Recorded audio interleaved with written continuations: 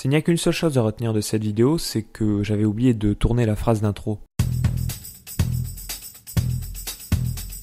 Peut-être y avez-vous échappé, mais il y a peu, les Britanniques ont voté en faveur du Brexit. En effet. Ainsi, faculté a été donnée au peuple britannique de répondre à une question des plus déterminantes quant à son avenir. Désirez-vous, oui ou non, quitter l'Union européenne? Et savez-vous ce qu'ils ont répondu? Oui, à 51,9%.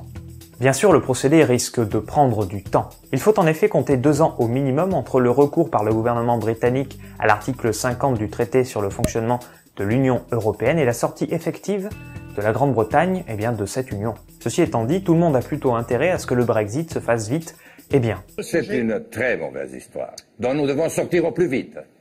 Mais nous ne sommes pas là aujourd'hui pour parler du temps que prendra le Brexit. Non, aujourd'hui nous sommes là pour voir que paradoxalement le Brexit pourrait bel et bien renforcer l'Union européenne. Oui, vous avez bien entendu, renforcer l'Union européenne. Ainsi que vous soyez pro-Union européenne ou anti-Union européenne, figurez-vous qu'il y a peut-être matière à se réjouir du Brexit.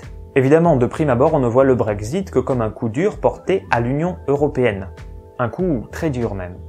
En effet, avec le départ du Royaume-Uni, l'Union perd 13% de sa population et 10% des contributions à son budget. L'Union européenne entend se montrer très ferme quant aux conditions dans lesquelles le Royaume-Uni la quittera. Elle ne veut surtout pas que ce départ serve de cas d'école et incite d'autres pays à sortir de cette union fantastiquement démocratique.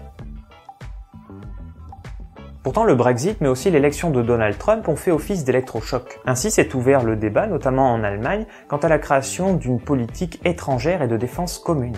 Question qui, il n'y a pas si longtemps, n'était pas à l'ordre du jour. Ceci figure d'ailleurs parmi les principaux reproches qu'on peut faire à l'Union européenne, de ne pas avoir de vision commune.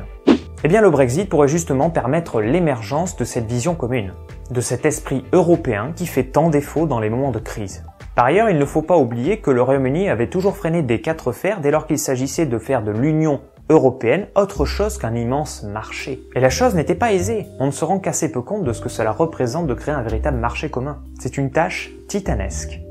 Cela suppose, par exemple, de s'entendre sur la définition qu'on donne de tel ou tel produit. Sur ce marché commun européen est censé s'exercer une concurrence libre et non faussée. Et comment cela peut-il se produire lorsque l'on sait qu'au sein de l'Union européenne, il n'existe ni harmonisation fiscale, ni harmonisation sociale? Figurez-vous que c'est un reproche qu'on fait à l'Europe depuis belle lurette. Pierre Mendès France lui-même disait dans un discours visant à rejeter le traité de Rome la chose suivante. Écoutez bien, je vais vous le lire. Il n'y a plus dans le projet de traité de marché commun aucune obligation d'harmonisation des conditions de concurrence, de quelque nature qu'elle soit.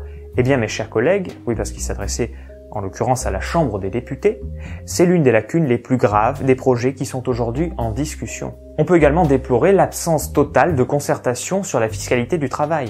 On ne se parle plus.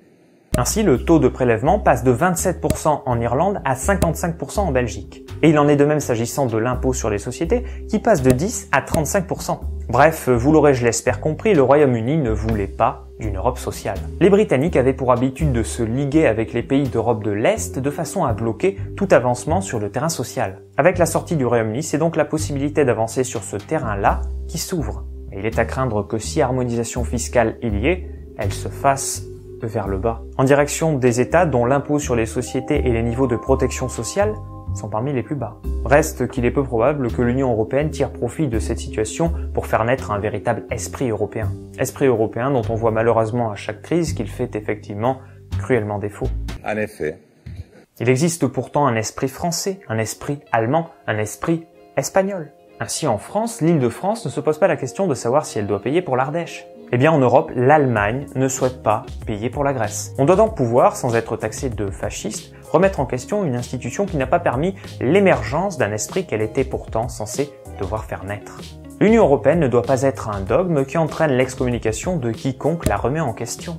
Voilà, cette vidéo touche déjà à sa fin, j'espère qu'elle vous aura plu. Si tel est le cas, n'hésitez pas à la liker, à la commenter et pourquoi pas à la partager. Et moi, sur ce, je vous dis à très vite dans une prochaine vidéo ou un prochain live. Et en attendant, comme toujours, portez-vous bien. Bye bye.